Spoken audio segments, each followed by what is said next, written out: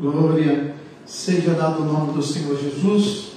Mais uma vez o Senhor nos dá essa oportunidade de glorificar o seu santo nome. E você que está aí já nos assistindo na live, nós declaramos sobre a tua vida também a bênção do Senhor. Que nesta noite você seja edificado com a palavra de Deus. Nós estamos estudando sobre escatologia e hoje vai ser um assunto muito interessante, falando sobre a ressurreição dos mortos e o arrebatamento. Então eu louvo a Deus porque você está junto conosco, amém?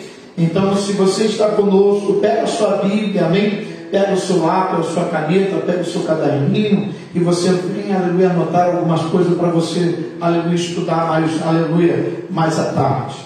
Nós vamos estar orando nesse momento para glorificar o nome do Senhor, amém? A cada dia, a cada instante, exaltar a presença de Deus.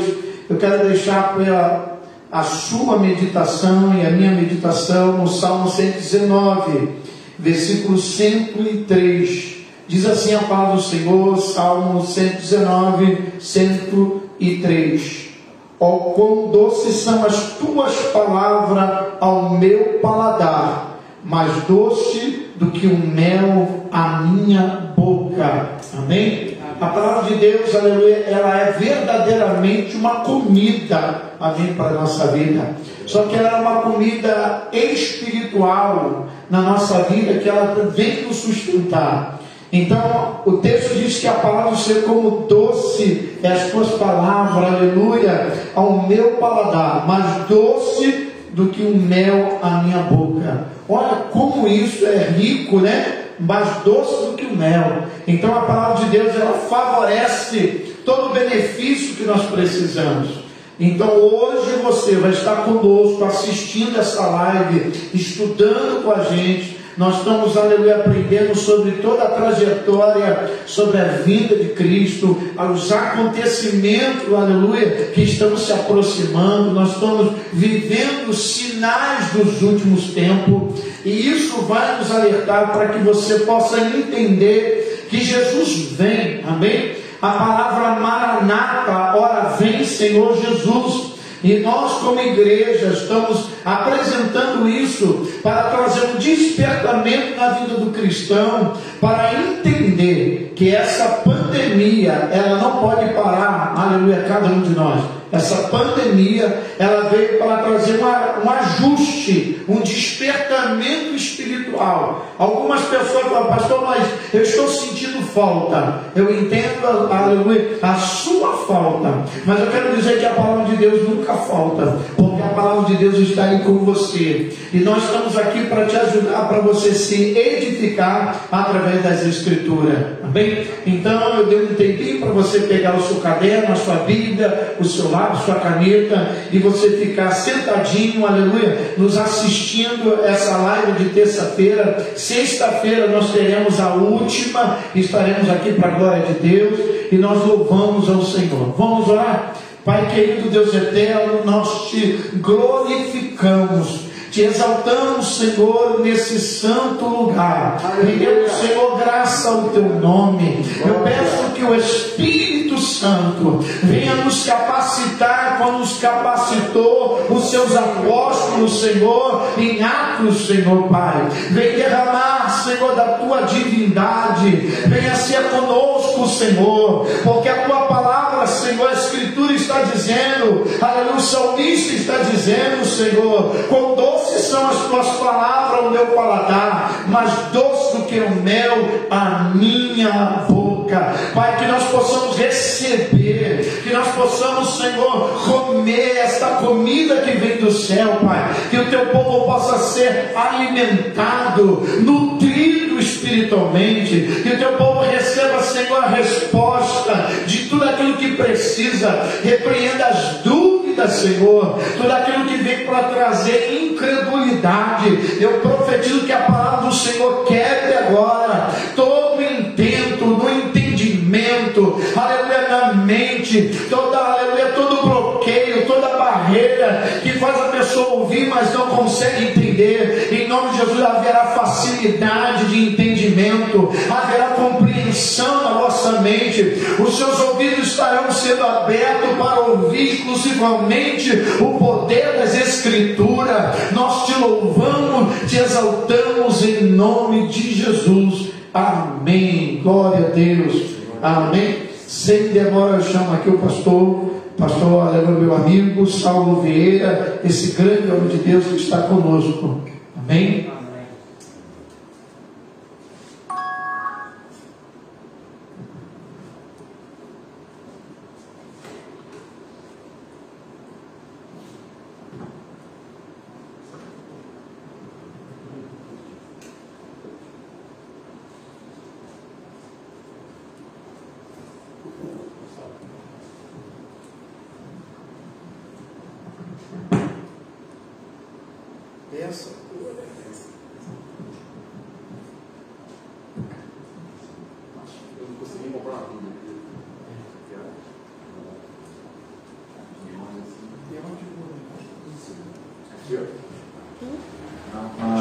No botãozinho lateral.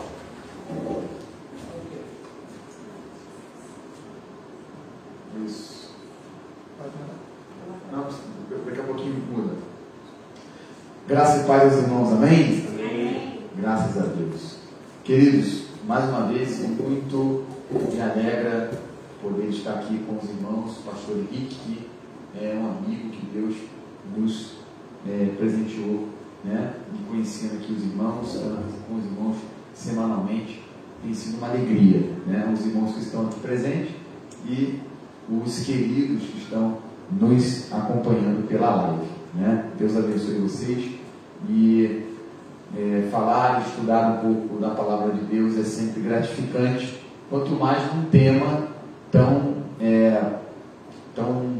importante quanto estes que nós estamos estudando, concernente à escatologia. E no dia de hoje, né, trataremos de um tema escatológico de tal importância, que faz parte de uma das doutrinas bíblicas que a gente pode chamar de coluna vertebral do cristianismo, né? Quando eu falo de coluna vertebral, eu estou dizendo algo que traz sustentabilidade, né? Quando você trabalha com colunas, você trabalha com bases e trabalha com sustentabilidade. Se você arranca uma coluna de um prédio, a tendência desse prédio permanecer de pé é praticamente impossível, ele vai ruir. Quando nós tratamos desse assunto que nós vamos tratar na aula de hoje, a ressurreição dos mortos, né, e o arrebatamento da igreja, isso são colunas vertebrais, coluna vertebral da fé cristã. E nós vamos ver isso no decorrer da nossa aula, né? Na aula passada nós falamos sobre um pouco da morte, não é isso? E do estado intermediário que a alma vai após a morte. E trabalhamos também e falamos sobre que a morte é um problema, uma problemática que assolou a humanidade e que trouxe transtornos para os homens. E na aula de hoje nós vamos falar sobre a ressurreição dos mortos. Então nós vamos hoje dar uma solução para o problema que nós identificamos na sexta-feira, né? A morte é um problema. Se nós perguntássemos qual é o problema do mundo, o pecado, e o que o pecado resultou? A morte. Porque o salário do pecado é a morte.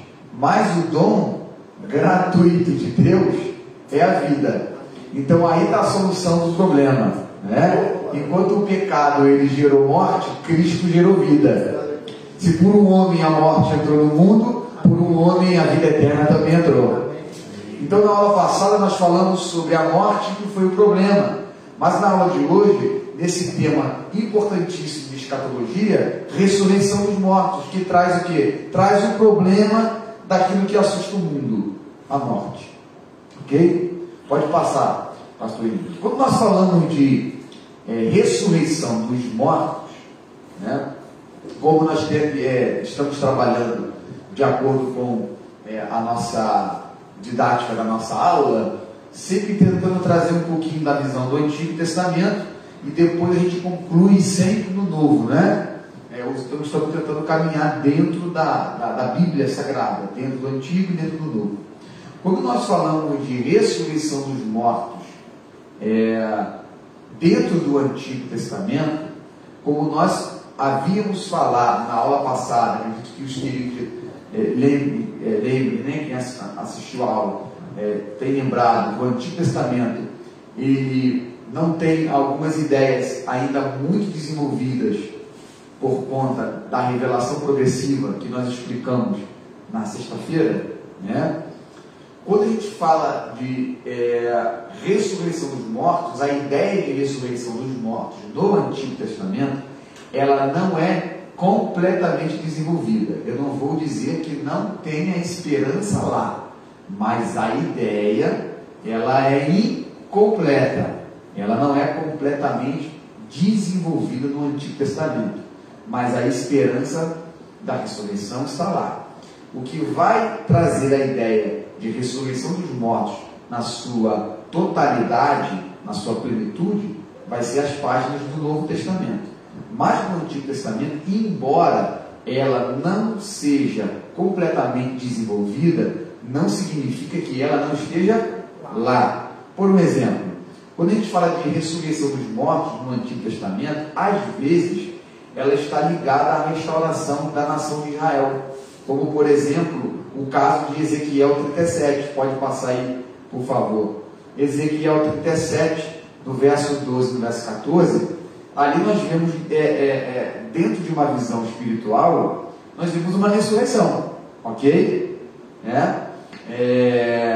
Assim diz o Senhor Jeová, está escrito lá: eis que eu abrirei as vossas sepulturas e vos farei subir as vossas sepulturas, ó povo meu, e os trarei à terra de Israel.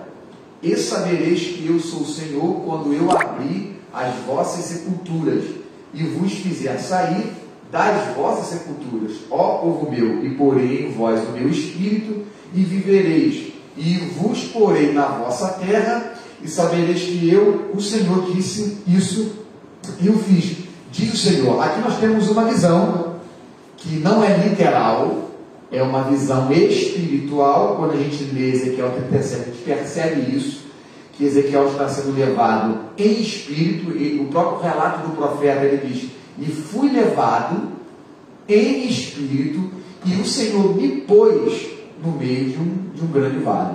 Então é uma visão.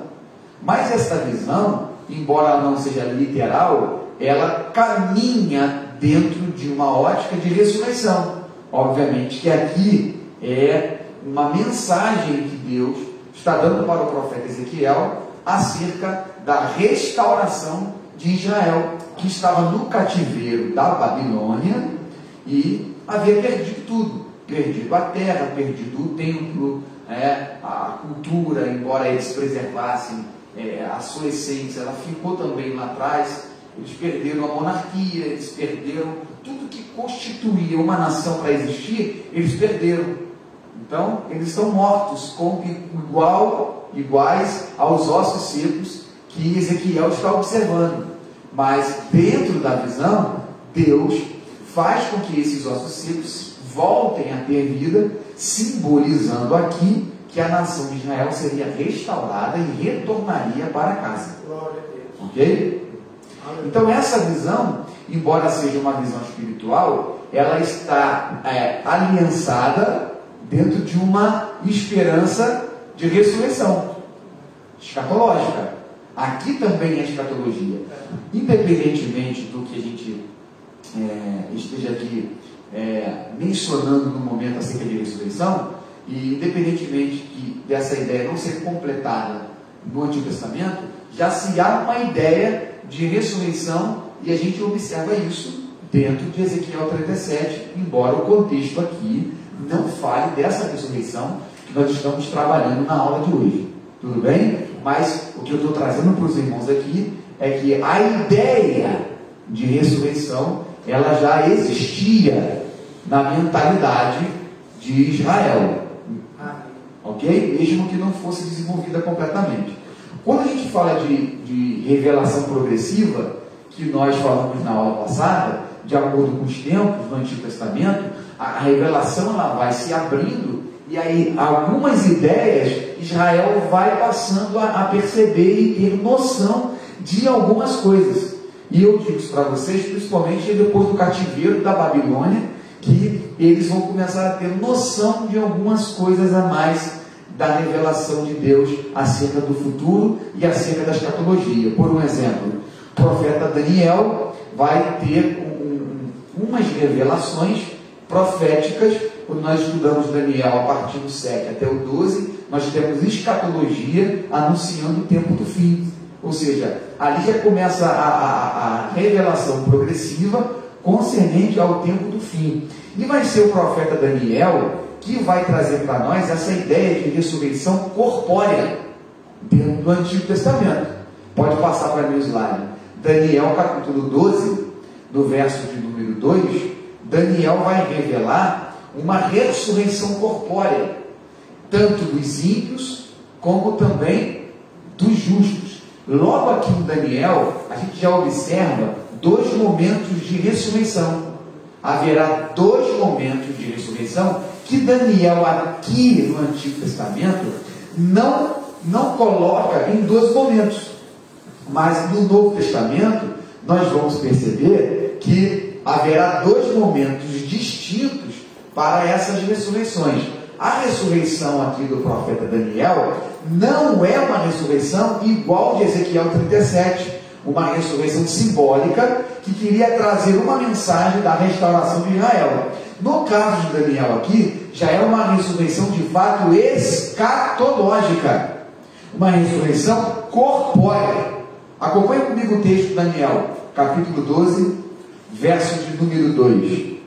Olha o que Daniel diz: muitos dos que dormem no pó da terra ressuscitarão, uns para a vida eterna e outros para a vergonha e desprezo eterno. Quando Daniel usa essa expressão dormir, nós falamos isso na aula passada, é uma expressão filosófica do mundo antigo para se referir à morte. Ok? Então, olha a ideia escatológica já vista em Daniel. Ele profeticamente já anuncia que no tempo do fim haverá uma ressurreição corpórea. O que é uma ressurreição corpórea? O indivíduo vai ressurgir de dentre os mortos. Ele vai sair da sepultura. Muitos dos que dormem no pó da terra. Quem dorme no pó da terra? O corpo está dormindo no pó da terra, está sepultado. Aí ele diz: uns vão ressuscitar para a vida eterna. Você pode dizer um amém? Amém. A segunda classe, ele diz: e outros para a vergonha eterna. Então nós temos 2 ressurreições aqui. A primeira ressurreição é os dos salvos, vida eterna. A segunda ressurreição é para o desprezo eterno, essas são dos ímpios. Então logo aqui em Daniel a gente já observou que tanto o justo quanto o ímpio vão ressuscitar. Só terá uma diferença. Assim como há diferença do rico e do Lázaro na morte, quando nós tratamos na aula passada, na ressurreição também há uma diferença. Uns ressuscitam para a vida eterna e outros ressuscitarão para o desprezo eterno.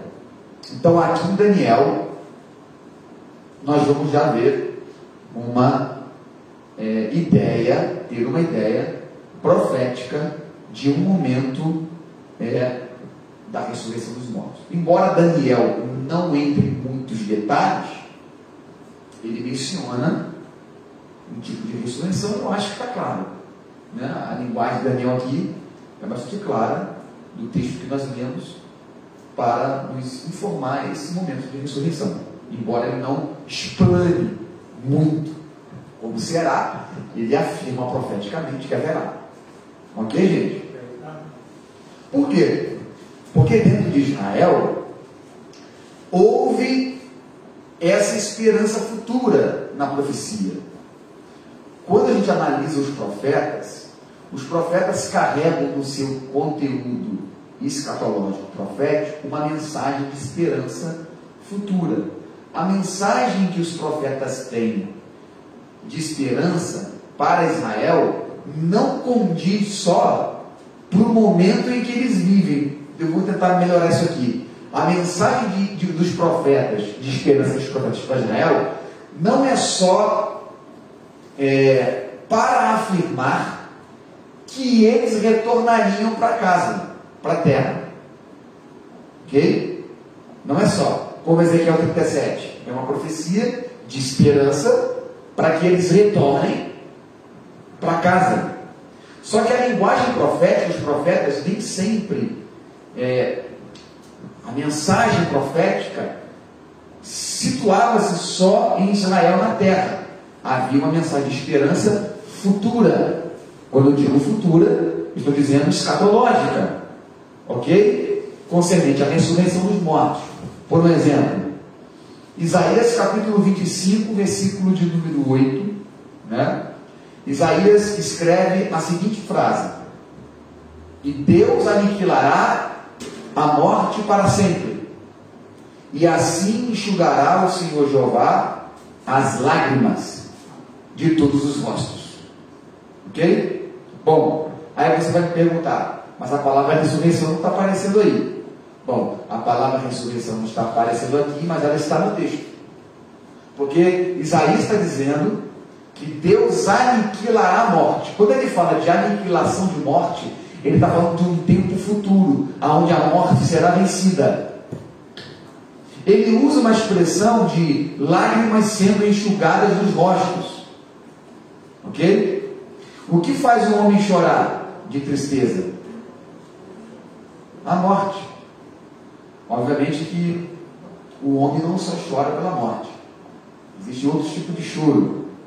Mas o que faz o homem chorar fortemente no mundo, que trouxe lágrimas aos olhos do homem de sofrimento, foi a morte. Então a esperança de Isaías está dizendo que Deus vai aniquilar a morte para sempre, e assim enxugará o Senhor Jeová as lágrimas dos rostos. Não haverá mais necessidade das lágrimas dos rostos, do sofrimento, porque a morte será aniquilada. E no momento em que a morte for aniquilada, exatamente acontecerá a ressurreição dos mortos. Você percebe que o que Isaías está dizendo vai corroborar com Apocalipse 21, 4. Eu vou pedir para vocês abrirem em Apocalipse 21, verso 4, que João vai falar exatamente o que Isaías está falando. Alguém pode ler para mim? Isaías 21, Apocalipse 21, versículo de número 4.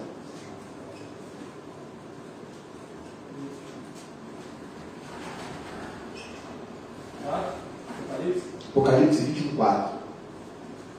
E Deus limpará os seus olhos toda lágrima, e não haverá mais morte, nem pranto, nem clamor, nem dor, porque já as primeiras exposições passadas. Parece que João está escrevendo a mesma coisa que Isaías. Ele está fazendo uma citação aqui, uma alusão a Isaías. Ok? De que as primeiras coisas passaram. Quais são as primeiras coisas? As primeiras coisas são esse mundo presente. Quando esse mundo passar, a morte, ela faz parte desse mundo aqui. O mundo vindouro, a morte não vai fazer parte. Amém? Amém. Por isso que ele enxugará dos nossos rostos toda lágrima. As lágrimas, elas são desse mundo aqui presente. Do mundo vindouro não tem lágrima. Por quê? Porque a morte foi vencida. Quando esse mundo passar, a morte passa junto. E no mundo vindouro não tem espaço para a morte. Não tendo morte, não tem lágrima. Graças a Deus. Eu creio. Você crê nisso? Amém. Essa é a mensagem de esperança. Alguém pergunta: o porquê da ressurreição dos mortos? Por quê? Por que ressurreição? A ressurreição dos mortos é um tapa sem mão. na cara da morte. Vamos lá. Aula passada. O que significa a morte? Separação. Opa, o pastor está ligado. Direto, viu? A palavra morte significa separação. A morte física é uma separação. De quê? Da alma, que é a parte imaterial do homem, do corpo, que é a parte material. Quando Deus criou Adão, Ele criou do pó da terra, matéria, e assoprou sobre ele ruach no hebraico, né? O espírito, a alma. E Adão tornou-se alma vivente. Alma e corpo foram feitas para viverem juntas. Você quer ver um exemplo aqui? Quando a gente vai no sepultamento de alguém que é cristão, está lá o corpo. Aí a gente fala assim, geralmente: queridos, estamos aqui nesse dia triste, mas fulano não está mais aqui. Ele está com Deus. Quem já ouviu isso? Seja para você que isso é sim, é verdade, e não. Pastor, você vai me dar mal na minha cabeça. Sim, ele está com Deus. Não, ele ainda não está com Deus. Aí você diz: pastor, você não está falando heresia. Sim, ele está com Deus. A parte imaterial dele, a alma dele, o Lázaro. Mas o corpo do rico e do Lázaro foram para onde? Sepultura. Houve uma separação. Sim, ele está com Deus, a sua alma. Sim, o seu corpo ainda está aqui. Ele também é aquele corpo. Aquele corpo não foi feito para viver sozinho, e nem a alma foi feita para viver sozinha. Corpo e alma foram feitos para viver juntas. Por que eles foram separados? Me responda você, na live. Por que o corpo e a alma foi separado? Se Deus fez para viver junto. O que separou o corpo da alma foi a morte. Porque o salário do pecado é a morte. O corpo está sepultado e a alma está com Deus porque a morte separou-os. Alguém pergunta: por que da ressurreição, então? A ressurreição é um tapa na cara, um tapa sem mão, na cara da morte. A morte reinou e separou os homens, a alma dos homens do seu corpo, como punição. Mas aqueles que estão em Cristo, Cristo venceu a morte e fez uma promessa para todos aqueles que seguem a Ele, também vencerão a morte. Então, no dia da ressurreição, a morte será aniquilada. No momento em que a morte ela for aniquilada, não há mais necessidade da alma estar separada do seu corpo. Vou repetir, o povo de casa ouvir melhor, né? No momento da ressurreição, que é um tapa na cara, um tapa sem mão na cara da morte, não há mais o porquê do corpo ficar separado da alma, porque eles só estão separados por causa da morte. No momento em que a morte for vencida, Deus aniquilará a morte para sempre. No momento em que a morte for aniquilada, não há mais um porquê. A junção, né? Pegou aí. Não há mais um porquê da alma ficar separada do corpo, porque a morte foi vencida para sempre. Glória a Deus. Glória a Deus. Tragada foi a morte na vitória. Aleluia. Onde está a morte, a tua vitória? Onde está o inferno, o teu aguilhão? Ok? Meu Deus. Aleluia. Gente, isso aqui é uma mensagem de esperança, né? Esperança. Essa mensagem é uma mensagem que traz esperança para a humanidade a vencer o inimigo que a humanidade tem como um gigante inatingível, né? A morte parece ser um gigante inatingível. Todo mundo, todos querem todos só isso.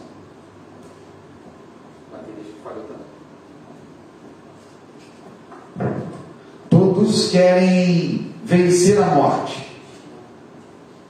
acharem métodos e meios para burlar a morte, mas ninguém consegue. Ninguém consegue, né? A gente pega daqui, você pega os artistas, ele puxa daqui, puxa de cá, né? Eles, né, pinta o cabelo, pinta a barba, ele não quer ficar velho, né? Porque a velhice é um símbolo, um sinal de que nós estamos se aproximando mais da morte. Aí faz atividade, tem que fazer mesmo, estou dizendo para ninguém relaxar não, tá, gente? Se quiser prolongar a vida, vamos prolongar. Mas chega uma hora que não dá mais.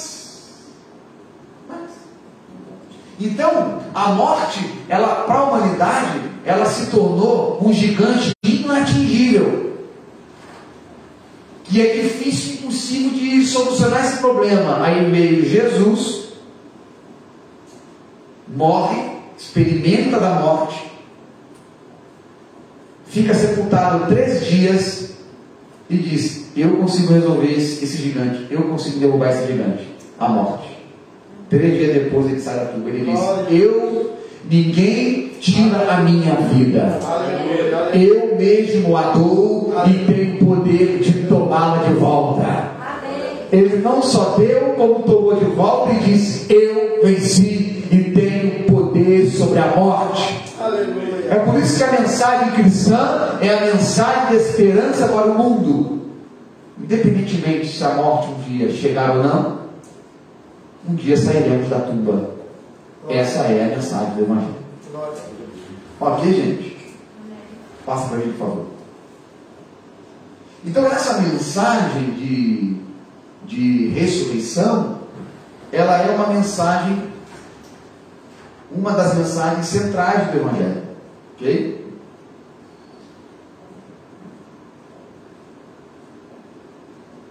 Quando a gente analisa o Novo Testamento, você percebe que o problema da morte é tão grande perante a humanidade que algumas filosofias ou algumas crenças, eles não têm como responder à morte, né?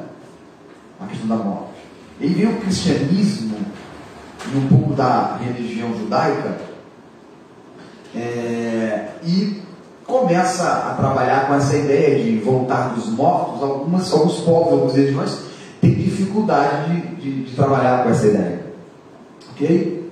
Por exemplo, nos tempos de Jesus, dentre algumas classes, alguns partidos religiosos que havia nos tempos de Jesus, nós temos alguns, os saduceus, né, os fariseus, os zelotes, nós temos os essênios, nós temos diversos grupos partidários religiosos. Dentre esses grupos, nós temos um que tinha bastante influência na religião judaica, que trabalhava especialmente no templo, que eram os saduceus. A influência da filosofia grega, e quando a gente fala da filosofia grega, a gente está falando de um período onde o Novo Testamento está ali sendo iniciado, e o mundo do Novo Testamento ele é influenciado pela filosofia grega, ok? Por conta da helenização, Alexandre o Grande, 3 séculos ainda antes de Cristo, né? Trabalha e traz um processo de conquistar os povos militarmente, e ele não conquistava os povos só militarmente, ele conquistava também, trazendo a ideia de difundir a sua cultura e também difundir a sua língua, né? e os povos conquistados pelos gregos acabavam recebendo e sendo introduzido dentro dos seus povos a forma de viver grega. Então a filosofia que vai surgir futuramente dentro desse contexto dos gregos, eles vão acabar difundindo entre os povos conquistados a filosofia grega, ok? Quando chega nos tempos de Jesus, o império é romano, mas a forma de pensar ela é grega. Tanto que nós vamos ver a união de dois impérios, né? O império, a forma de pensar grego-romano. O jeito de pensar é grego, a política é romana, ok? Então a influência da filosofia grega era muito grande nos tempos de Jesus. Qual é o problema disso? O problema é que a filosofia grega, eles não acreditavam na ressurreição dos mortos. Eles tinham dificuldade de acreditar na ressurreição. Paulo vai ter dificuldade quando vai pregar para os atenienses sobre a ressurreição, Atos 17. Os atenienses vão falar assim: esse camarada é o paroleiro, está aqui falando bobagem, né, contando piada, né, porque eles tinham dificuldade. Os saduceus, eles tiveram muita influência da filosofia grega e eles não acreditavam na ressurreição, embora fosse um partido religioso judaico. Por exemplo, devido a essa influência, eles vão rejeitar a ressurreição, bem como também as autoridades dos profetas que ensinavam. Os saduceus não acreditavam nos livros dos profetas. A Bíblia dos saduceus era só a Torá, Gênesis, Êxodo, Levítico, Número, Deuteronômio. Todos os profetas eles rejeitavam, eles não aceitavam. Jesus vai discutir com eles. Passa para mim o slide, por favor. Quando Jesus vai discutir com eles, Jesus vai discutir exatamente sobre a ressurreição dos mortos. Porque a ressurreição dos mortos fazia parte da pregação de Jesus. Jesus pregava sobre a ressurreição dos mortos. E como os saduceus eles eram ali uma espécie de opositor do ministério de Jesus, eles não acreditavam nessa mensagem e eles queriam pegar Jesus o tempo inteiro em palavras para tentar torcer aquilo que Jesus dizia. Jesus vai discutir com eles em uma ocasião e ele vai dizer o seguinte: olha, porventura vocês não errais? Errais vós em razão de não saberdes o que? As Escrituras, nem o poder de Deus? Então, tomando uma passagem que eles realmente aceitavam, ele vai acrescentar. Por que Jesus fala para eles assim? Que vocês erram em razão de não saber as Escrituras. Por quê? Porque eles rejeitavam a maior parte das Escrituras. E eles não confiavam no poder de Deus. Porque tanto as Escrituras e o poder de Deus tem tudo a ver com a ressurreição. As Escrituras falam da ressurreição e a ressurreição dos mortos vai ocorrer por causa do poder de Deus. Aleluia. Ok? É o poder de Deus que vai fazer com que as pessoas ressuscitem dos mortos. Então Jesus vai tomar uma passagem que eles realmente aceitavam, obviamente, que Jesus vai falar de uma passagem que eles acreditavam. Então Jesus vai citar um texto, pode passar aí, de Êxodo, capítulo 3, verso de número 6. Jesus vai falar sobre a ressurreição dos mortos para esse grupo de pessoas que não acreditavam na ressurreição. Então Jesus não podia citar Isaías. Por quê? Por que Jesus não poderia citar Isaías para esse grupo? Porque era profeta e eles não aceitavam. Então Jesus tem que citar um texto, ou de Gênesis, ou de Êxodo, ou de Levítico, ou de Números, ou de Deuteronômio. Não é que Jesus achou a ressurreição dos mortos no livro de Êxodo? Aí você fala, Jesus era terrível, né? Como é que se vê a ressurreição dos mortos em Êxodo? Jesus achou. Vamos lá? Então a cena dos mortos, Marcos capítulo 12, né? Jesus vai trabalhar, vai discutir essa discussão entre Jesus e os saduceus, vai se dar em Marcos capítulo 12, versos 24, 26 e 27. Nesses versículos, Jesus vai citar Êxodo capítulo 3, versículo 6, para embasar a doutrina da ressurreição. Jesus diz assim, olha: acerca da ressurreição dos mortos, que houverem de ressuscitar, não tendes lido no livro de Moisés, como Deus lhe falou na sarça, dizendo: eu sou Deus de Abraão, o Deus de Isaac e o Deus de Jacó? Ora, agora Jesus vai acrescentar: Deus não é Deus de mortos, mas sim Deus de vivos. Por isso vós errais muito. Aí você pergunta: o que Jesus quis dizer com isso? Aonde tem ressurreição de mortos aqui? Você percebe que quando Deus está falando com Moisés na sarça, e ele vai se apresentar para Moisés, ele vai falar o seguinte: diga para o meu povo que eu sou o Deus de Abraão, Isaac e Jacó. Bom, quando a gente pega Moisés já está bem à frente de Abraão, Isaac e Jacó. Na altura em que Deus está falando com Moisés, Abraão, Isaac e Jacó já estão mortos, já estão sepultados. Mas a mesma escritura diz que Deus não é Deus de morto, Deus é Deus de vivo. O que faz então Deus, que é Deus de vivo, falar que é Deus de Abraão, Isaac e Jacó, se eles já estão mortos? Então, na realidade, Abraão, Isaac e Jacó, para Deus, não estão mortos, estão vivos diante dele, aguardando a ressurreição. Ele não é Deus de mortos, ele é Deus de vivos. Como Deus sabe que eles vão ressuscitar no dia do Senhor, eles estão vivos. Deus garantiu isso. Deus já garantiu a ressurreição de Abraão, de Isaac e de Jacó. Aí ele fala para os saduceus: vós errais muito. Vocês não analisam os textos da Bíblia Sagrada. Vocês leem e não entendem nada. Foi na raiz. Oi?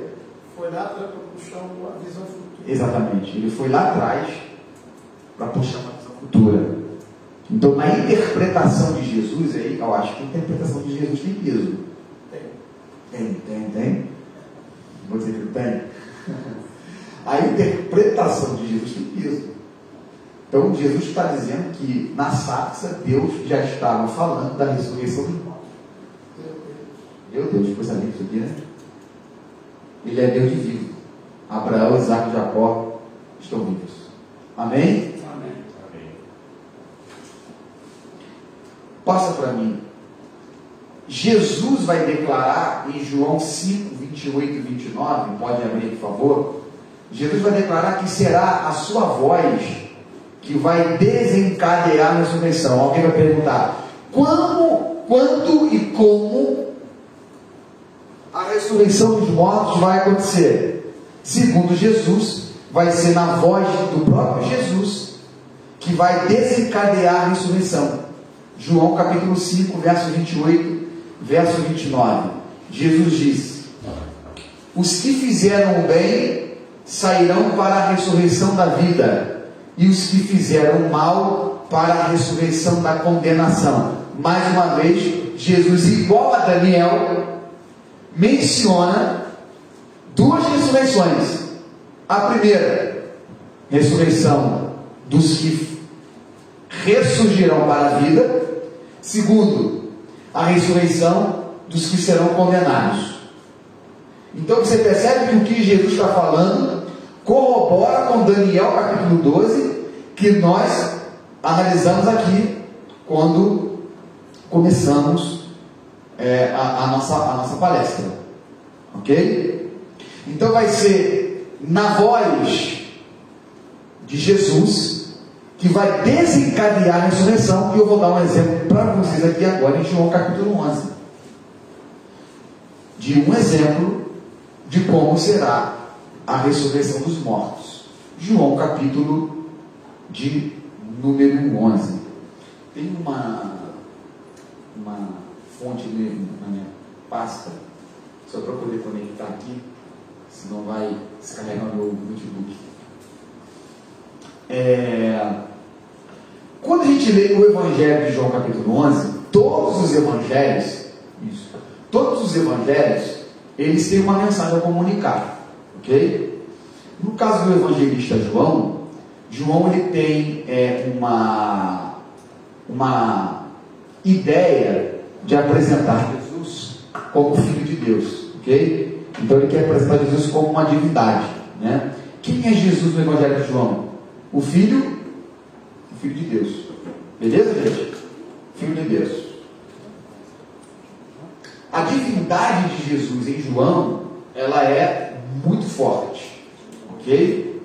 Em João, ele é mais do que um profeta, ele é mais do que um rabi, ok? Ele é o Filho de Deus. Então ele faz milagres extraordinários que João registra 7. Dentre esses 7, ele registra em João capítulo 11, que vai trazer Jesus tendo um poder sobre a morte. Lázaro está morto há 4 dias. E Jesus chega no 4º dia.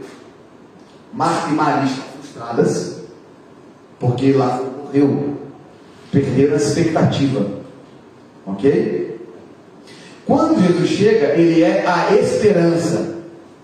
Ele pede para que Marta e Maria levem ele lá no sepulcro. E ele vai dar uma demonstração do poder.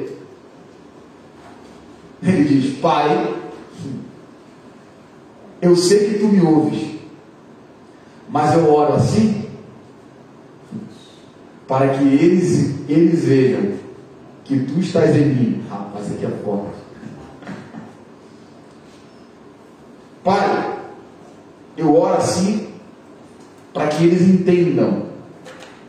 Jesus está dando uma demonstração do poder que ele tem sobre a morte. E o Evangelho de João, capítulo 11, é um prenúncio escatológico. Talvez a gente já leu o Evangelho de João e nunca se atentou para isso. Às vezes a gente olha para o Evangelho de João e entende ele como um milagre a mais. Dentre os milagres que Jesus operou, às vezes a gente olha para o Evangelho de João e entende que Jesus operou um milagre a mais, como nós já lemos dos outros.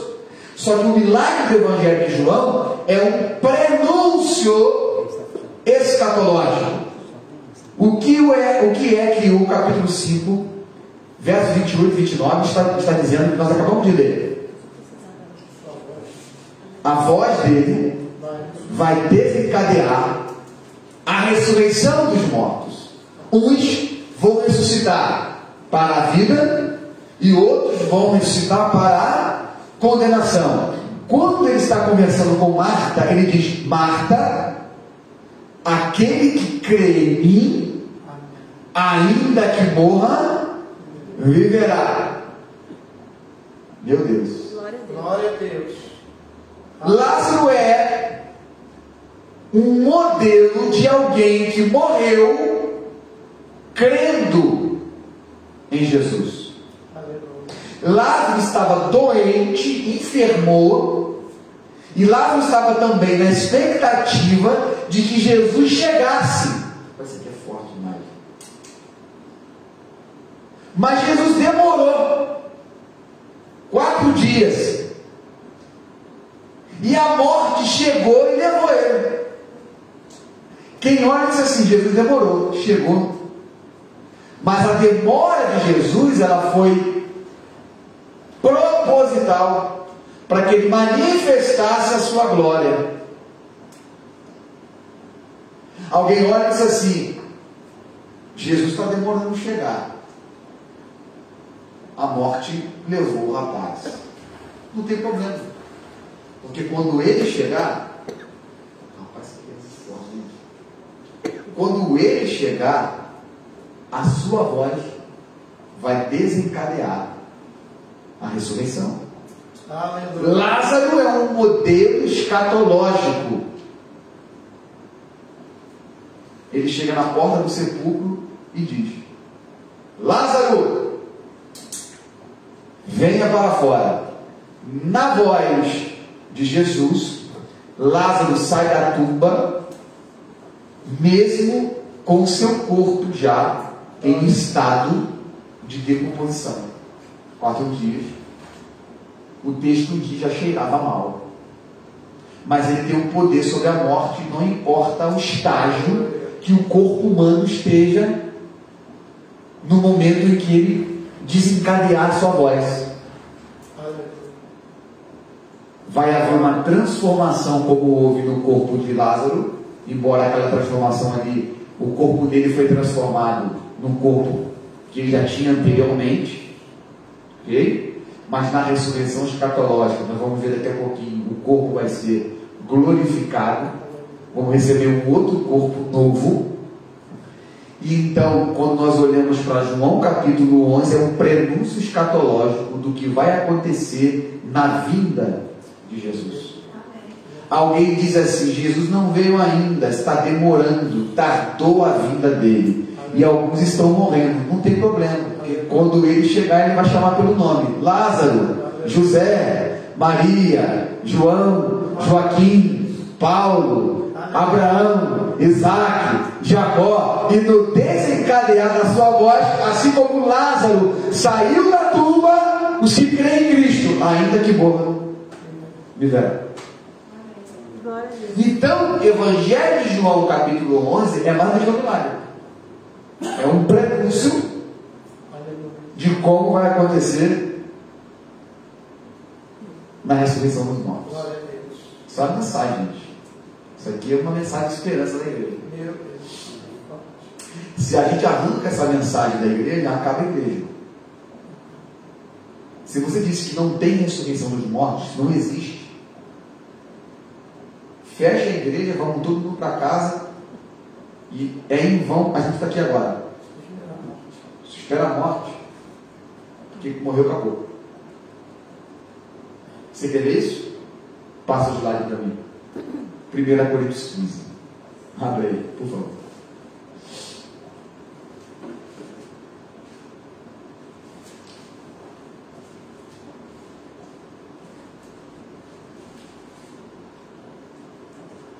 Quando nós olhamos 1 Coríntios 15, nós vamos observar que a ressurreição de Jesus, qual foi o tema crucial qual é o tema crucial da mensagem do Evangelho? A ressurreição de Jesus. Não é só a morte. Quando você fala da morte de Jesus, você precisa falar também da... Você não precisa falar só da morte. Todo o hino que você canta, e nesse hino só fala da morte, ele está incompleto. Ele precisa falar da ressurreição. Ok? Não só da morte, da ressurreição. Toda a palavra que você prega só enfatiza a morte, só a ressurreição. Até na ceia. A ceia do Senhor, que nós celebramos o que? A morte. Mas Paulo escreve lá. Até que venha. E quando comer desse pão e beber desse cálice, anunciai, presta atenção, a morte do Senhor, até que Ele, se Ele vem, porque então Ele está vivo. Então tu anuncia a morte. Quando você come o pão e bebe do cálice, você está anunciando a morte, você está dizendo, Ele morreu. Mas ao mesmo tempo você está dizendo, Ele vai vir. Ou seja, se Ele morreu e Ele vai vir, está dizendo, Ele morreu, Ele ressuscitou.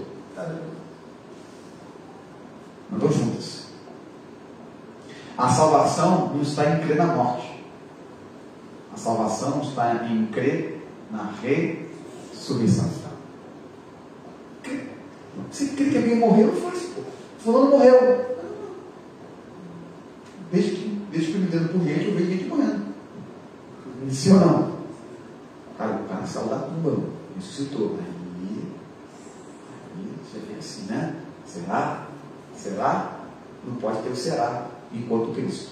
Porque ou nós cremos ou não. Jesus fez uma promessa na mesa, tendo dado graça, partiu e disse, tomai e comer. E Senhor, o povo partiu por vós.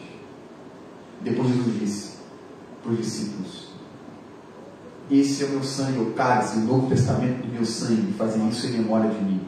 E depois ele disse, não beberei do fruto da vide, até que beba convosco no reino de meu Pai.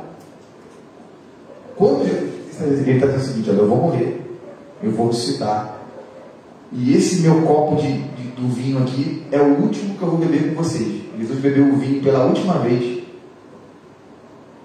na ceia. Ele disse: não beberei mais do suco da vide. Olha que ele é rei, hein? Ele está no trono, e ele pode fazer o que ele quiser. E Jesus tem um corpo, ele pode beber vinho, beber da vide quando ele quiser, mas ele disse: não beberei mais até que viva convosco. Aonde? No reino do meu Pai. Isso é dizendo: eu vou morrer, vou ressuscitar, e nós vamos nos encontrar, e eu vou me reservar, não vou beber do suco da vide, só vou voltar a beber quando estiver reunido com vocês. Glória a Deus. Você vai estar lá, irmão? Amém.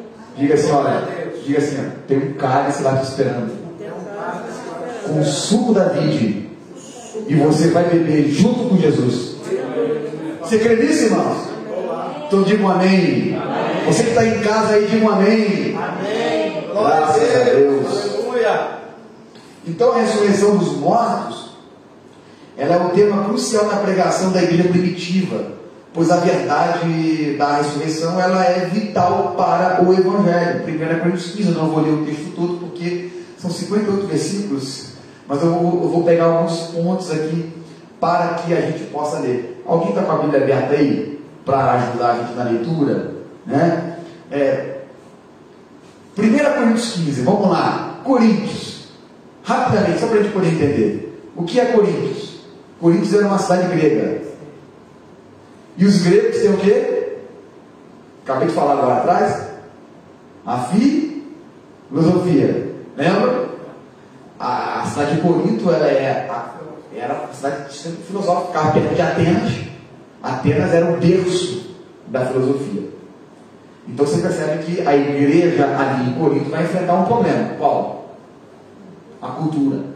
A cultura não acredita na ressurreição. Beleza?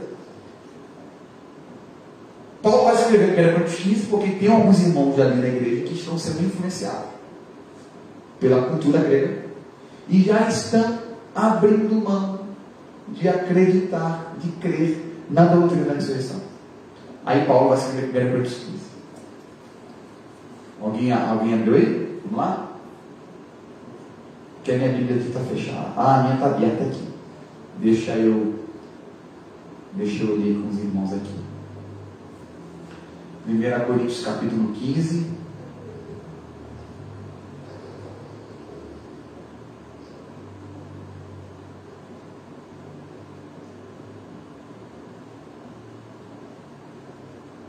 Olha o que Paulo diz.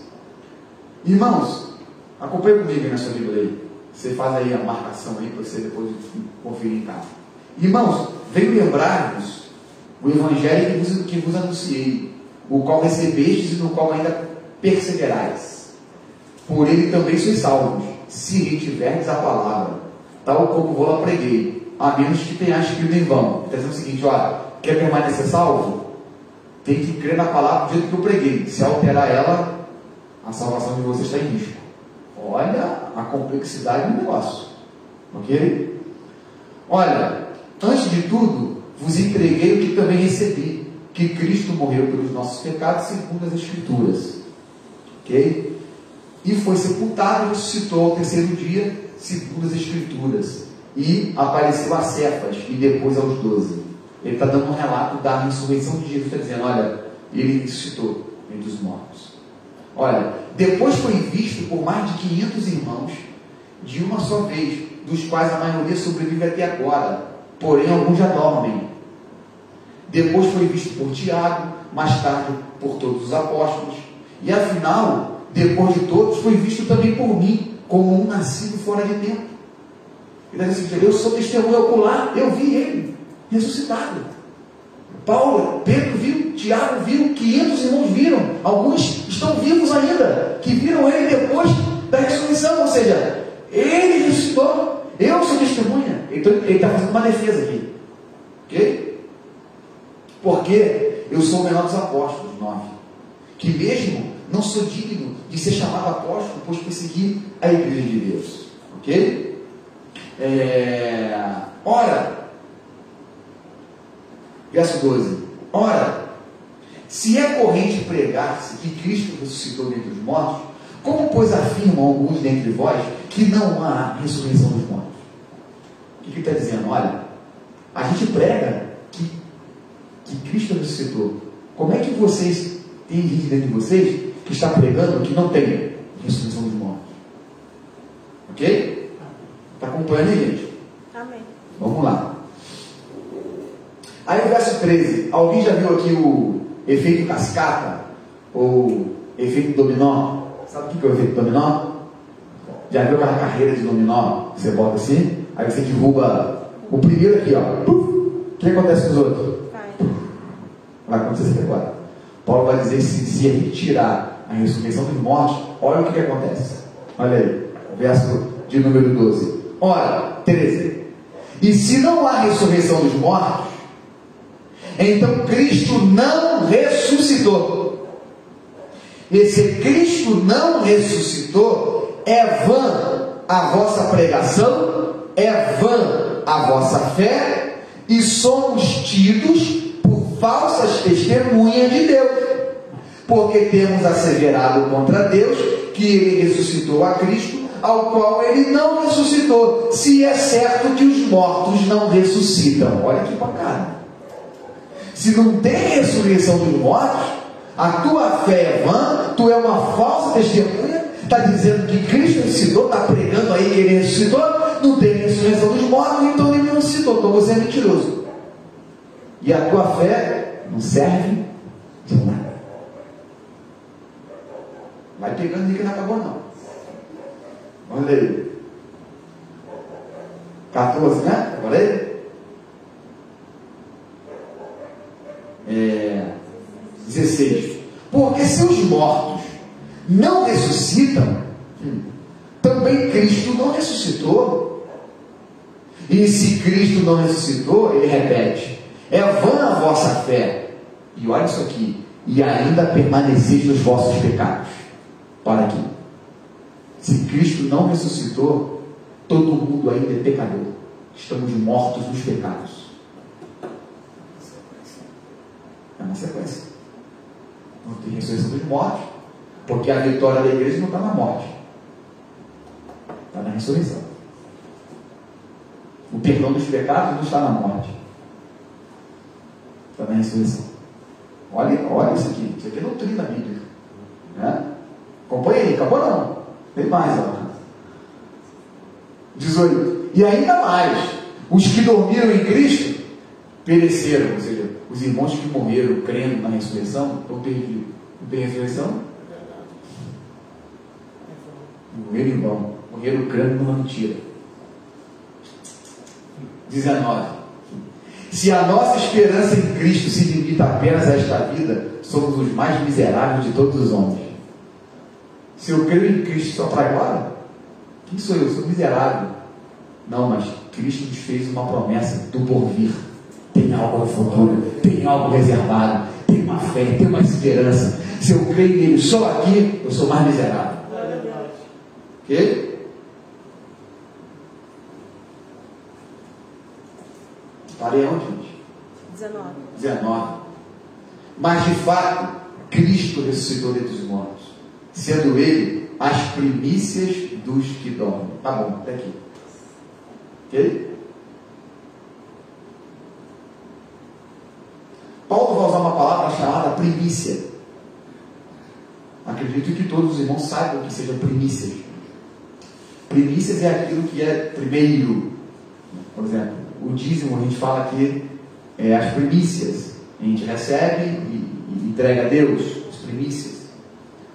Existem duas palavras relacionadas a Cristo. Se nós abrirmos Apocalipse, capítulo 1, verso de número 18, também está escrito que ele é o primogênito dentre, 1,5. Ele é um primogênito dentre os mortos. Alguém já ouviu essa palavra? Primogênito dentre os mortos. Por que primogênito? Existem duas palavras relacionadas a Jesus. Primeira, unigênito. Anota aí. Unigênito. O que significa unigênito? Único. Só tem ele, não tem mais ninguém. Ok? Você tem um filho único. Ele não é primogênito, ele é unigênito, é o seu Filho único. Porque Deus amou o mundo de tal maneira que deu o seu unigênito, único Filho, para a salvação. Ok? Quando você fala de primogênito ou de primícias, você está falando de algo que é em primeiro lugar. Se tem primeiro, é porque tem segundo, terceiro, quarto, quinto, quantos for necessário. Quando Paulo diz que ele é a primícia dos que dormem, ele está dizendo, ele foi o primeiro que experimentou a morte e ressurgiu dela. Se ele é o primeiro, tem segundo, tem terceiro, tem quarto, tem quinto, tem sexto, tem sétimo, o quanto for necessário, porque ele é o primogênito dentre os mortos. Ou seja, ele já experimentou primeiro e diz, ó, o caminho está aberto, pode vir depois que vai dar tudo certo. Aleluia. Amém? Graças a Deus por isso.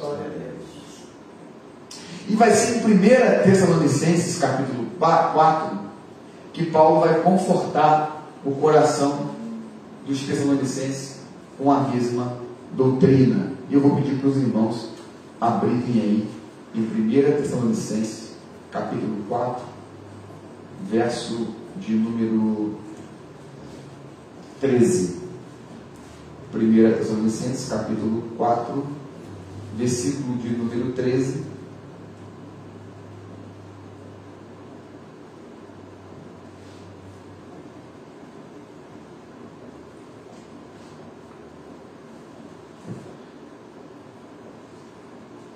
No texto de 1 Coríntios 15, lá embaixo, Paulo faz menção do corpo glorificado, não é? Quando aquilo que for corruptível se revestir da incorruptibilidade, aquilo que é mortal se revestir da imortalidade, então vai cumprir-se a palavra que está escrita: tragada foi a morte na vitória. Onde está a morte, a tua vitória? Onde está o inferno, o teu aguilhão? Quando isso acontecer, vai ser no momento da ressurreição dos mortos, ok? Aonde nós receberemos um corpo que ele chama de glorificado, um corpo igual ao de Jesus. Quando Jesus ressuscitou dentre os mortos, ele recebe um corpo glorificado, um corpo que é ao mesmo tempo palpável e tangível, mas não é preso às leis da gravidade. Por um exemplo, Jesus ele aparece dentro de um lugar onde estava trancado, fechado, e ele não bate na porta, não faz nada, ele simplesmente aparece, ok? E depois que ele aparece, ele ainda pede para Tomé tocar, ou seja, então é um corpo que se toca, mas é um corpo que não está preso à lei da gravidade. Ele passa, ele entra em qualquer lugar. Você me pergunta, como isso? Não sei, só experimentando. Bom? É o que Paulo chama de corpo glorificado. É esse corpo que ele fala, incorruptível. É o corpo novo que experimentaremos na ressurreição. Ok, gente? Amém. Mas glória aí, irmão. Você vai ter esse corpo, né? Vai subir e descer a hora que quiser. Ó. Eu creio nisso, né? Eu creio. Você crê? Eu creio, né? Promessa, né? Bom, os Tessalonicenses, eles estão com um problema. Que problema? Uma galera está morrendo. E eles estão na expectativa que Jesus retorne. A igreja primitiva, eles querem que Jesus venha. Eles têm uma ansiedade. O que sobrava neles falta na igreja do século XXI. Porque nem na volta de Jesus a gente ouve falar mais. Mas para a igreja primitiva, a volta de Jesus era iminente. Ele vai voltar para agora.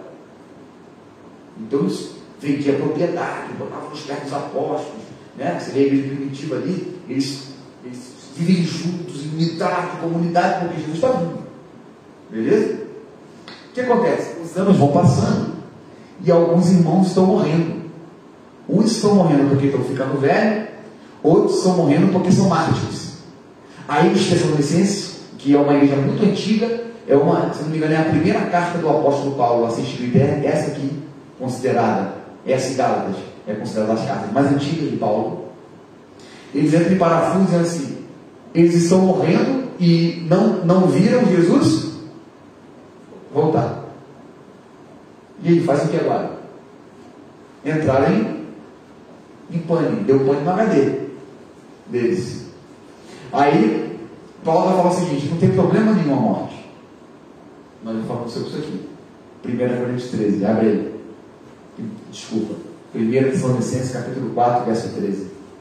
Paulo diz assim: não queremos, porém, irmãos, que sejais ignorantes com respeito aos que dormem, para não vos entristecerdes como os demais que não têm esperança. Quem não tem esperança? O mundo. O mundo é a morte. Acabou. Mas eles não são como o mundo. Eles têm uma esperança. Pois se cremos que Jesus morreu e ressuscitou, de novo, assim também Deus, mediante Jesus, trará em sua companhia os que dormem. Ora, ainda vos declaramos isto, por palavra do Senhor, isto nós os vivos, os que ficarmos vivos até a vinda do Senhor, de modo algum precederemos os que dormem. Para aqui. A vinda do Senhor aqui é, no grego, parousia, manifestação da vinda. Paulo diz que no dia da parousia, no dia da vinda, ou seja, no dia do regresso, esse regresso que eles estão esperando, que ainda não aconteceu, nesse dia do regresso, vai acontecer um fenômeno. Ok? Um fenômeno. Que fenômeno? Acompanhei. Ora, 15. Ainda vos declaramos, por palavra do Senhor, isto, nós os vivos, os que ficarmos até a vinda do Senhor, de modo algum precederemos os que dormem. Vai ter gente vivo ainda, vai ter gente que não vai experimentar a morte no dia da parousia. No dia da vinda, tem gente que vai estar viva. Portanto, 16. O que vai acontecer na parousia? Portanto, o Senhor mesmo, dada a sua palavra de ordem, ouvida a voz do arcanjo e ressoada a trombeta de Deus, descerá dos céus. O que vai acontecer nesse dia? Os mortos em Cristo ressuscitarão primeiro. Aleluia. E depois, nós, os vivos. Aqui vai entrar a palavra que a gente gosta. Seremos arrebatados. Glória a Deus. Com quem? Juntamente com eles. Juntamente com eles que estavam mortos. E vamos nos encontrar onde? Com o Senhor. Nas nuvens, para o encontro do Senhor dos ares. A ressurreição dos mortos, ela se dará no dia do arrebatamento. Paulo introduz essa palavra aqui e ele associa a parousia com o arrebatamento da igreja. Quando que será o arrebatamento? Na parousia. O que é parousia? A vinda do Senhor. Então, na vinda do Senhor, vai acontecer um fenômeno que Paulo chama de arrebatamento. Vai ter gente que vai estar vivo no dia da parousia, na vinda, vai estar vivo, e ele vai vir do céu. Como que Cristo vai vir do céu? Olha o texto aí. Como que Cristo vai vir do céu? Com voz de arcanjo, ressoada a trombeta de Deus. Ele vai vir convocando uma reunião dos santos. Repete, passa para mim, por favor. Na parousia, aqui gente, já estamos encerrando já, tá? Na parousia vai acontecer um fenômeno chamado arrebatamento, citado por Paulo, e vai ser acompanhado com 3 figuras simbólicas que Paulo usa aqui. Primeiro, palavra de ordem, voz de arcanjo e trombeta de Deus. A palavra de ordem ali, no grego é keleusmas. Repete comigo, keleusmas. Falou grego já hoje, né? Keleusmas. Eu fui fazer uma exegese da palavra keleusmas. A palavra keleusmas significa um grito estimulante. Ok? O que é um grito estimulante? É um grito que o comandante dá para a sua tropa para levantar eles, para levantar a moral deles. Quando o comandante chega na tropa e diz assim: atenção! Preparar! Soldados! Vamos! Marche! Marche! Isso é um grito estimulante, porque eles estão desanimados, né? O comandante chega, traz um grito estimulante.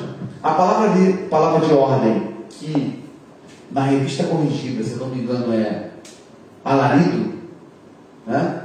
Alarido, né? É queleusmas, ou seja, um grito estimulante. Levantar alguém que está desanimado. Quem é que ele está levantando?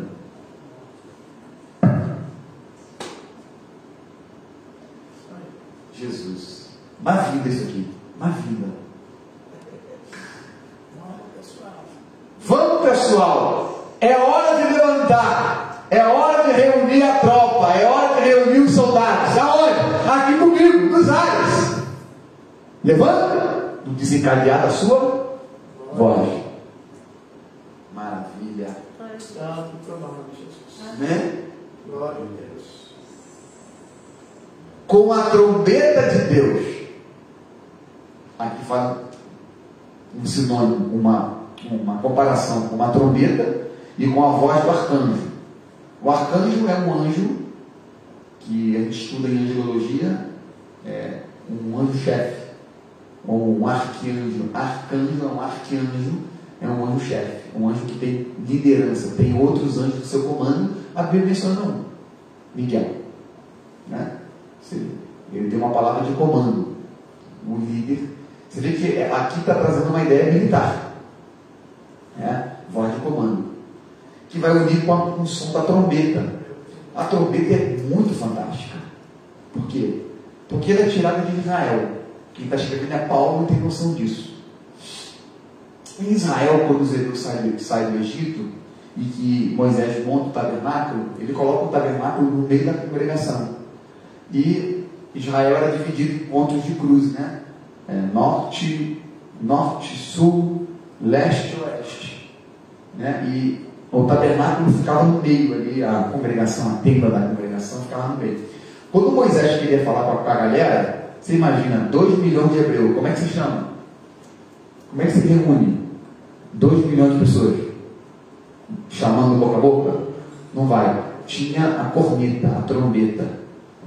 Havia diferentes toques, tanto que Israel tinha a festa das trombetas. Havia alguém que subia uma parte alta, uma montanha, tocava a trombeta, e o som daquela trombeta era um sinal. Moisés quer falar com a congregação. Vamos nos encontrar. Aonde? Na tenda da congregação. Paulo está usando essa imagem aqui para dizer que na vinda, no arrebatamento, ele vai vir com a trombeta de Deus. Cristo vai vir com a trombeta de Deus. Por quê? Porque existem crentes espalhados por todo o canto da terra. É uma linguagem simbólica isso aqui. Tem crente na América do Sul, tem salvo na Ásia, tem salvo na Oceania, tem salvo na Europa, tem salvo na África, tem salvo na Ásia, tem salvo na América do Norte, na América Central, tem salvo. No momento da vinda, a trombeta vai soar e nós nos encontraremos com ele na tenda da congregação. Nesse dia acontecerá a ressurreição dos mortos. Por isso que não tem como separar a ressurreição do arrebatamento.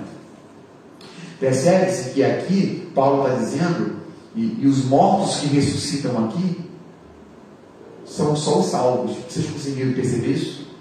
Quem conseguiu entender isso? Aqui não é mencionado a ressurreição do ímpio, porque essa aqui é a primeira ressurreição. Aqui vai ter a segunda. Passa para mim. Bem-aventurados os que participam da primeira ressurreição. Apocalipse capítulo 20, verso 4, verso 6. Se você abrir lá, você vai ver João escrevendo depois do milênio Obviamente, nós vamos falar na aula que vem. Apocalipse, verso 6. Bem-aventurado e santo é aquele que tem parte na primeira ressurreição. Sobre esse da segunda morte não tem autoridade. Pelo contrário, serão sacerdotes de Deus, de Cristo, e reinarão com ele 1000 anos. Ok? Verso 5. Vamos no verso 4 primeiro, né? Verso 4, para ficar bem explicado, né? Apocalipse 20, gente, está falando do milênio, tá bom? Que nós vamos falar na aula que vem. Ok? Milênio, na aula que vem. Verso 4 diz assim, olha: vi também tronos, e nestes sentaram-se aqueles aos quais foi dada a autoridade de julgar, bem como por causa da palavra de Deus, tantos quantos não adoraram a besta, nem tampouco a sua imagem, e não receberam a marca na fronte e na mão. Olha, e viveram e reinaram com Cristo durante 1000 anos. Os restantes dos mortos não reviveram até que se completasse os 1000 anos. Esta é a primeira ressurreição. Nem todo mundo vai ressuscitar. Percebe que Daniel e Jesus, eles mencionam 2 ressurreições. Daniel diz, um para a vida eterna e outro para vergonha eterna. Jesus diz, os que fizeram bem para a vida eterna, os que fizeram mal para a condenação eterna. Ok? Então tem 2 ressurreições. Aqui a gente percebe que a primeira ressurreição são os que têm a vida eterna, os salvos em Jesus. Os outros mortos, quem são os outros mortos? Os ímpios. Os ímpios, eles só ressuscitarão no juízo final. Nós vamos ver também sexta-feira. Ok? Beleza? No juízo final eles vão ser ressuscitados. Por que é bem-aventurado os que participam da primeira ressurreição? Vamos pensar. Dorme não, gente. Acabando já. Vamos lá. Por quê? Aqui uma aula. Né? Por que é bem-aventurado quem participa da primeira ressurreição? Por que ele é bem-aventurado quem participa da primeira ressurreição? Porque são salvos. Só os que participam da primeira ressurreição são salvos.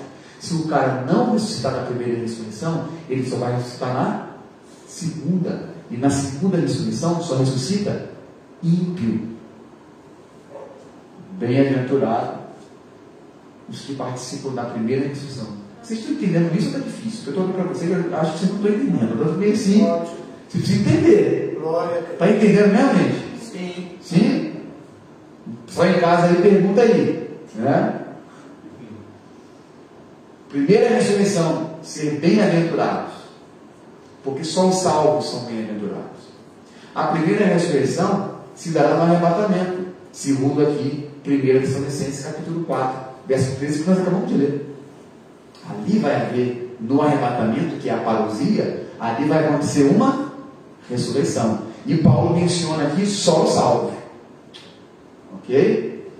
No final, vai haver outra ressurreição do juízo final, depois do milênio, que nós vamos ver na sexta-feira. E aí será a segunda ressurreição. Passa para mim, pastor Henrique.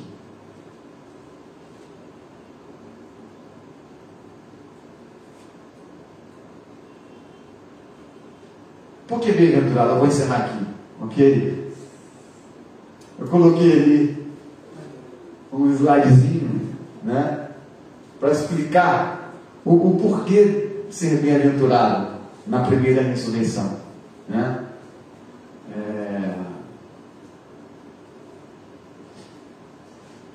João diz no Apocalipse que os que ressuscitaram na segunda, os que ressuscitaram na primeira ressurreição, sobre eles não tem o dano da segunda morte. Aí você fala, pô, primeira ressurreição, segunda morte, pô, então você tem segunda morte, porque tem primeira. né? Fala, que doideira é essa?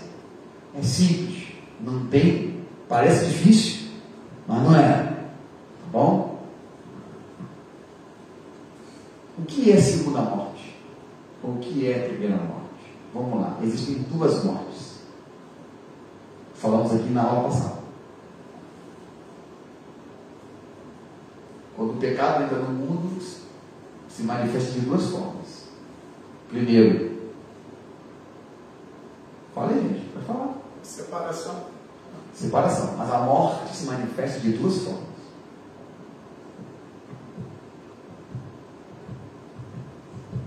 Quero que vocês lembrem, quero que vocês decoraram, se vocês aprenderam.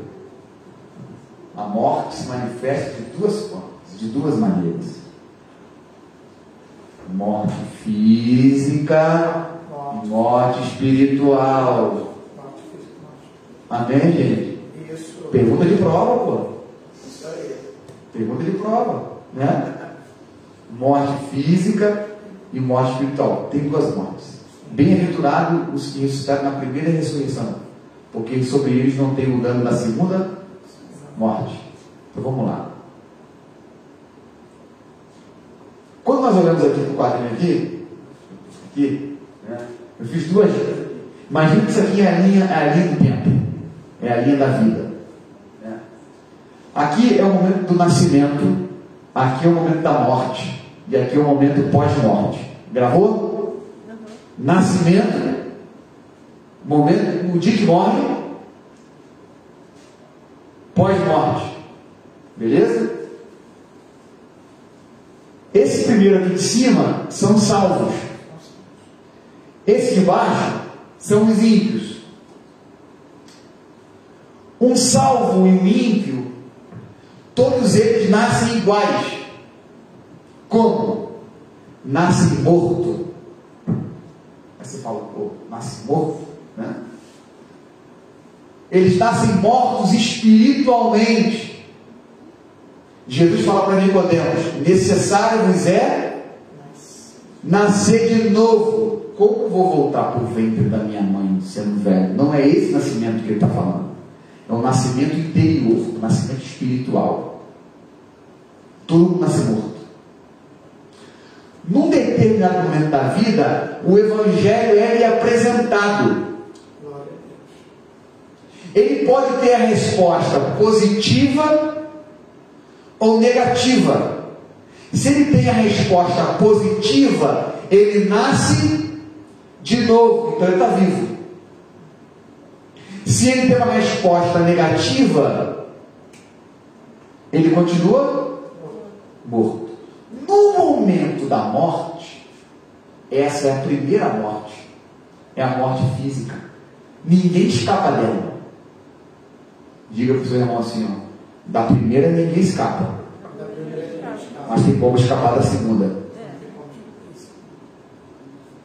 Beleza? No momento da morte, se ele morre vivo, parece loucura, né?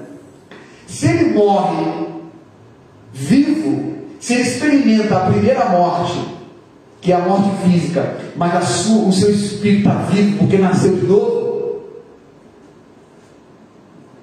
ele tem vida eterna.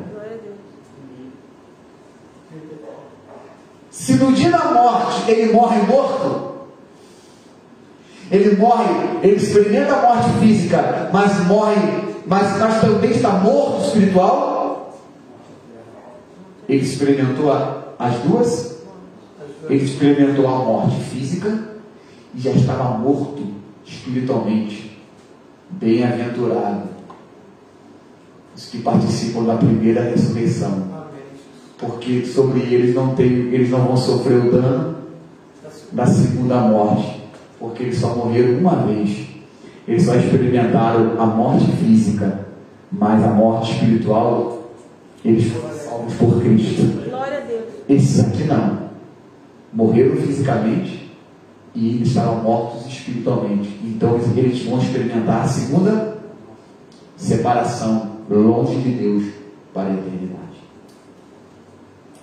Então nós somos bem-aventurados.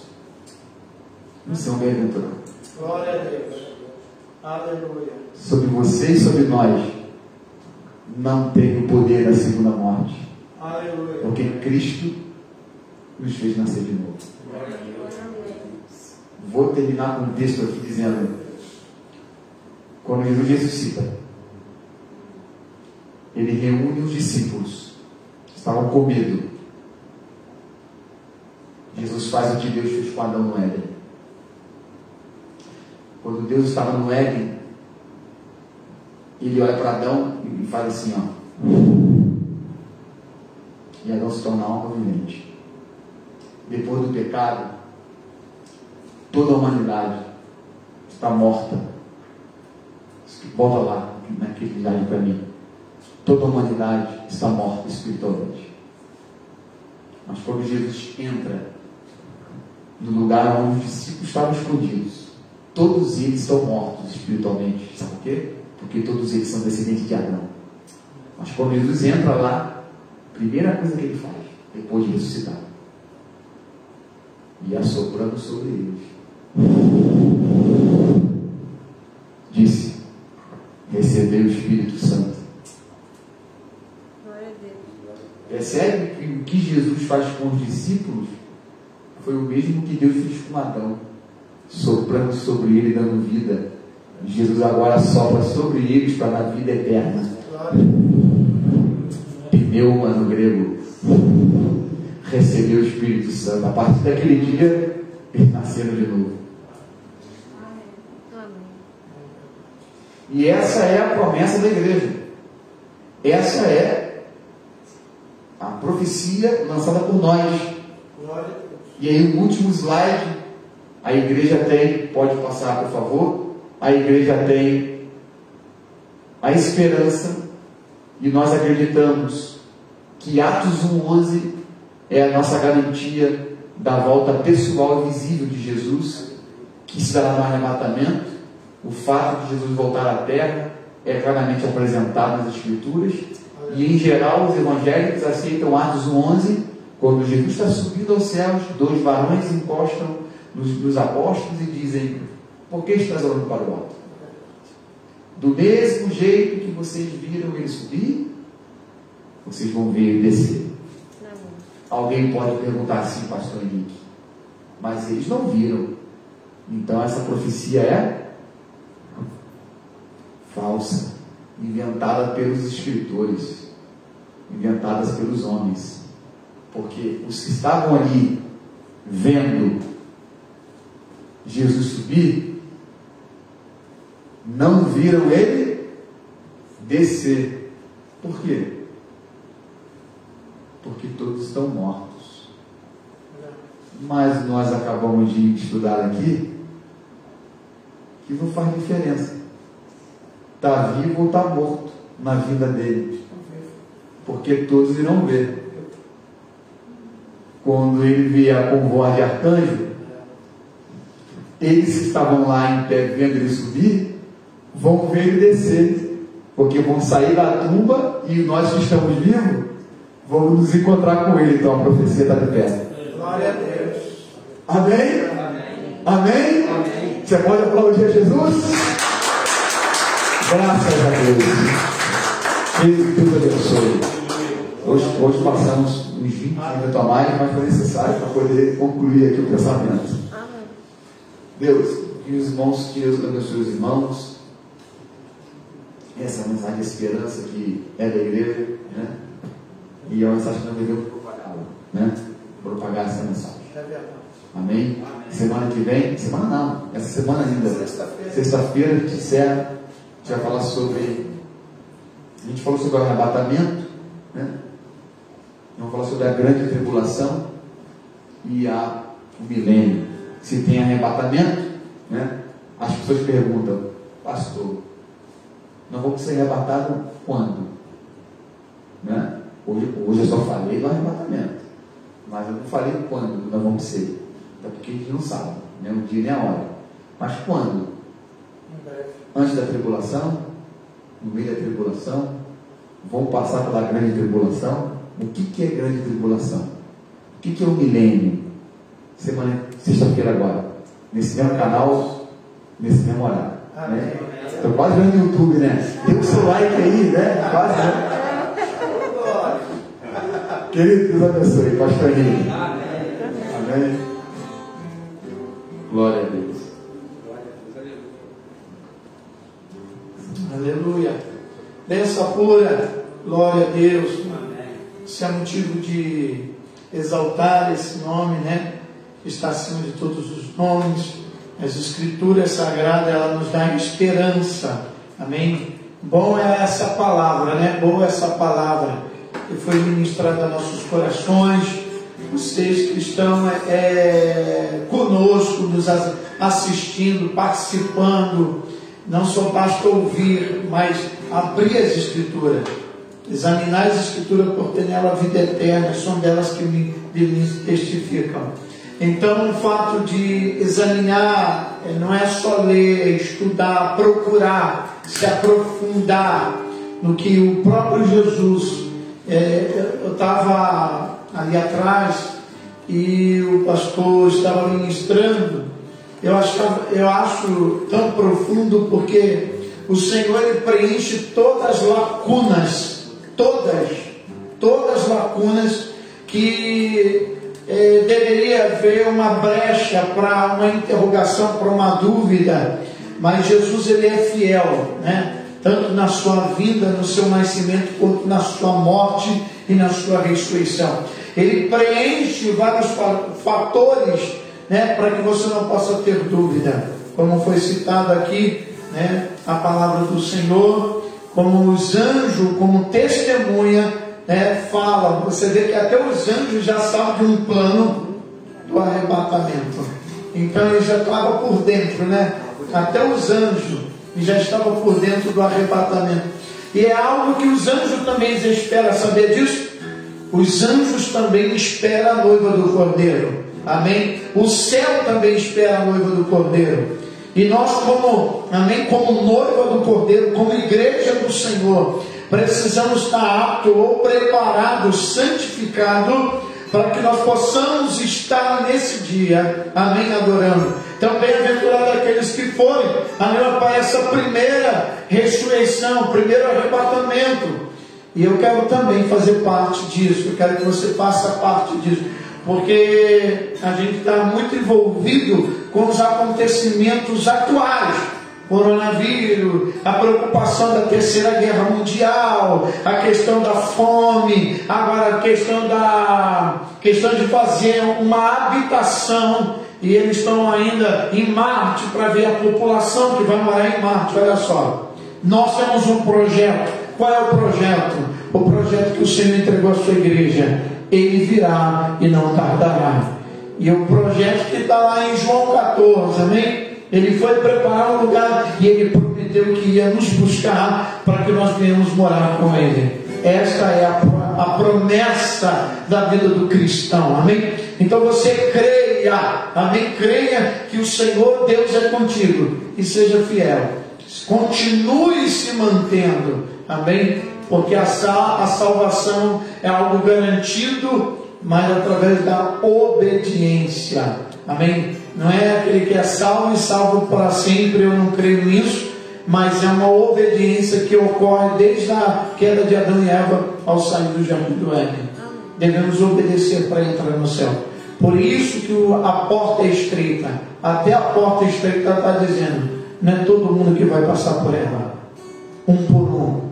Amém? Glória a Deus. Vamos louvar o Senhor em nome de Jesus. Vamos apresentar um louvor nesse momento. E que você, aleluia, nesse momento, coloque a mão no teu coração, amém? E louve, aleluia, louve, amém, conosco. Aumentamos mais um pouquinho de tempo, mas é bom, irmão, é bom exaltar esse Deus, é bom glorificar em nome de Jesus. Você vai exaltar o Senhor, você vai louvar o Senhor, amém? Adore o Senhor em nome de Jesus. Aleluia.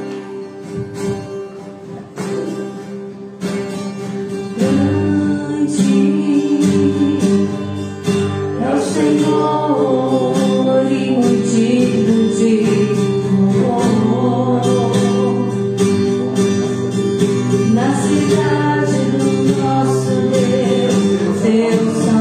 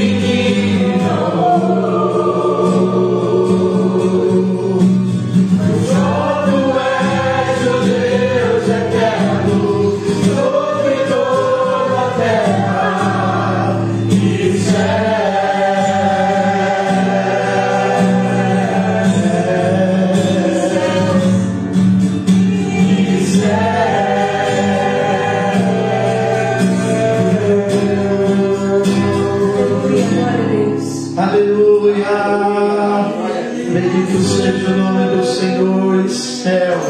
Amém. Glória a Deus, você vai para o céu. Amém. Deus tem um grande projeto. Amém. Não só aqui na terra, mas também no céu.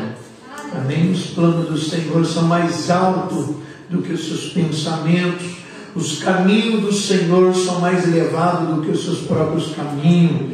E o que Ele tem para você, aleluia, é algo bom. É algo, aleluia, que Ele tem projetado para aqueles que crerem nele. Amém? Qual é a garantia da vida eterna? Crer que Jesus, Ele é o caminho, a verdade e a vida.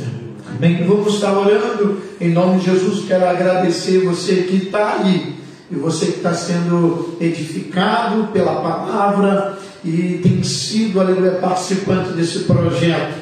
É engraçado que nós estamos vivendo um tempo único na igreja, porque a temática da nossa igreja, o tema de 2021, se revestindo de sabedoria. E não tem coisa melhor do que você conhecer a palavra, aprender da palavra e viver, aleluia, naquilo que Deus tem. Bem, que Deus abençoe. Pai, muito obrigado. Nós louvamos ao Senhor, essas famílias, esses lares que estão abrindo a porta para que a Tua mensagem entre, Senhor. Ó Deus, essa semente que está sendo germinada, ela irá crescer em nome de Yoshua HaMashiach. E nós louvamos, Senhor, porque Tu és tremendo, a Tua palavra é tremenda, Pai. Nós seremos, Senhor, arrebatados naqueles dias, estaremos ali, Senhor, meu Deus, para a glória do Teu nome. Ó Deus, meu Pai, nós Te louvamos, Senhor, aqueles que todos estão assistindo, ó Pai, crendo na Tua vida, que aceite Jesus, que se arrependa do vosso pecado e sirva como Filho de Deus para todo sempre, em nome de Jesus. Que Deus te abençoe, graça e paz. Estaremos aqui na sexta-feira, para a glória de Deus, não perca. Amém? Sexta-feira estaremos aqui às 19. Amém? Vai se preparando que nós vamos estar entrando mais uma vez no teu lar, trazendo essa palavra eterna para a sua vida. Graça e paz.